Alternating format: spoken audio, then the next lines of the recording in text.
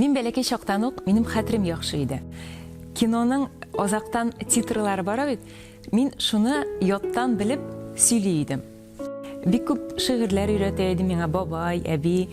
Алар укый, мин шунда ук ятлап шуны кире сөйли идем.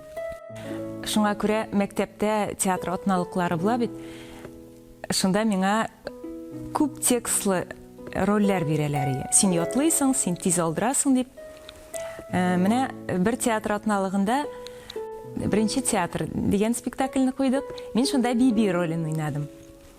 Миңа үземә дә бик ошады. Тамашачылар да синең шундый яхшы килеп чыга, сиңа театральныйга барырга кирәк дип минем күңелемне күтәрделәр. Менә шуннан соң мин Алабуга мәдәният училищесына кердем. Соңыннан театрга килдем. 2004 елны без Алабуга мәдәният училищесын тәмамлап, группаның бер өлеше белән Минзәлә театрына эшкә килдек. Ул вакытны театрда Гаяз Исхакыйның Остазбикә әсәре өстендә эшли башлаганнар иде. Һәм Ринат Хасанович, спектакльнең режиссеры, миңа төп рольне ышанып тапшырды.